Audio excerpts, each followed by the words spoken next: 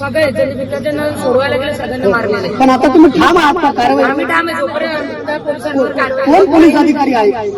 तिथं DCP होतं. एका माणसाला एवढं कुठं मार लागला त्यांना? तुम्ही त्यांना बघू शकता, हाताला लागले, त्या माणसाला पाठीला लागल्या, फ्रॅक्चर झालाय. फ्रॅक्चर झालं? हो, हात पूर्ण सुजला, त्यांना चक्कर येतात तरी. पण या ठिकाणी ठाण मांडून बसलेले आहेत, ठिय्या आंदोलन करतायत आणि जोपर्यंत त्या पोलिसवाल्यांवर कारवाई होत नाही, आम्ही पोलीस काउंटिंगला जाणार नाही, काउंटिंग पण होऊ देणार नाही. पोलिस म्हणून काही करतील का? तुम्ही बघा ना कोण. संभाजीनगरमध्ये महानगरपालिका निवडणुकीची मतमोजणी प्रक्रिया सुरू आहे. मात्र ही निवडणूक प्रक्रिया जी सुरू होण्यापूर्वीच या ठिकाणी बंद पाडण्यात आलेली आहे. मंत्री संजय शिरसाट यांच्या कन्या हर्षदा शिरसाट यांच्यासोबत सर्व राजकीय पक्षांचे प्रतिनिधी या ठिकाणी ठाण मांडून बसलेले आहेत, ठिय्या आंदोलन करतायत आणि मतमोजणीच्या केंद्रामध्ये ठिय्या आंदोलन करतायत. सगळ्या पक्षांचे हे प्रतिनिधी आहेत आणि याला कारण म्हणजे पोलिसांनी विकास जैन नावाच्या कार्यकर्त्याला मारहाण केलेली आहे आणि त्यामुळं ही सगळी आपण मतमोजणी आहे ती बंद करतोय, बहिष्कार टाकतोय.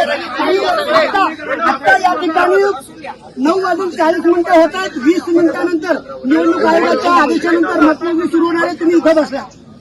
जोपर्यंत त्या पोलिसवाल्यांवर कारवाई होत नाही, आम्ही पोलीस काउंटिंगला जाणार नाही, काउंटिंग पण होऊ देणार नाही. कारण की आमच्या संभाजीनगर विकास जैन साहेबांना तुम्ही इतकं बेदम मारले, त्यांचा हात फ्रॅक्चर झाला, आमच्या 2-4 जणांना मारले. त्यांच्या गळ्यात आईडी ते खून करायला नव्हते आले की चोऱ्या करायला नव्हते आले, तुम्ही असं मारतात. पोलिस म्हणून काही करतील का? तुम्ही बघा ना कोण आहेत ते. नाही, पण राज्याचे कॅबिनेट मंत्री आहेत आपले वडील आणि निवडणूक आयोगाच्या आदेशाचं पालन करणं सगळ्यांसाठी बंधनकारक आहे. आता 9:41 होत आहे. अगदी 19 मिनिटांनंतर ही सुरू होणार आहे. आम्हालाही माहिती आहे 19 मिनिटांनंतर चालू होणार आहे, पण अगर त्यांना त्याची जाण असेल तर त्यांनी यायचं, त्यांच्यावर कारवाई करायची, तर आम्ही चालू करू. कारण की सामान्य नागरिकांवर तुम्ही काय करत असेल, जेव्हा लोकप्रतिनिधींना तुम्ही एवढं मारताय, वडील असलं तरी आम्हाला आमचं न्याय पाहिजे ना. एका माणसाला एवढं मार लागला त्यांना? तुम्ही त्यांना बघू शकता, हाताला लागले, त्या माणसाला पाठीला लागल्या, फ्रॅक्चर झालाय. फ्रॅक्चर झालं? हो, हात पूर्ण सुजला, त्यांना चक्कर येतात तरी. पण पोलीस म्हणतात आम्ही नियमांचं पालन केलंय. नियमांचं पालन, त्यांच्या गळ्यात आयडी आहे, तर बिना नियमाचं पालन आहे काय? आयडी त्यांचं प्रतिनिधी म्हणून कार्ड आहे, तुमच्याकडे डॉक्युमेंट्स आहे, रजिस्टरवर लिहिलेलं आहे. किती जणांना मारहाण झाली? विकास जैन 3-4 जणांना मार झालेली. कोण कोण आहे? सगळे ज्यांनी विकास जैनना सोडवायला गेले, सगळ्यांना मारलेले. पण आता तुम्ही ठाम आहात का कारवाई? आम्ही ठाम आहे. जोपर्यंत त्या पोलिसांवर कारवाई. कोण पोलीस अधिकारी आहेत?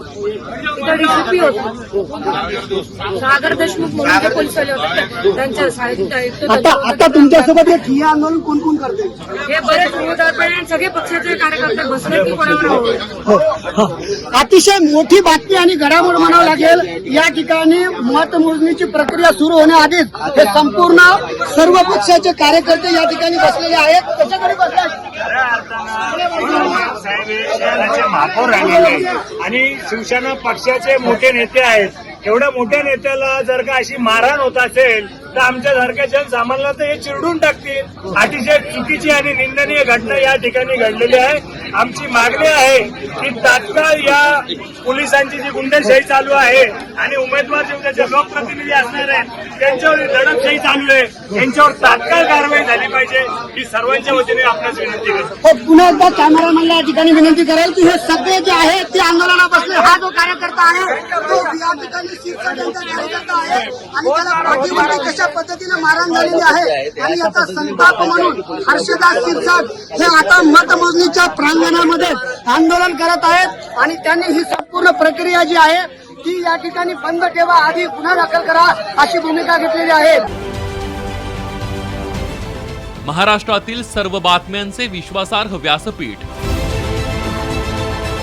सकाळच्या सर्व सोशल मीडिया प्लॅटफॉर्मला लाईक, फॉलो आणि सबस्क्राईब करा. तसंच सर्व नोटिफिकेशनसाठी बेल आयकॉन प्रेस करायला विसरू नका.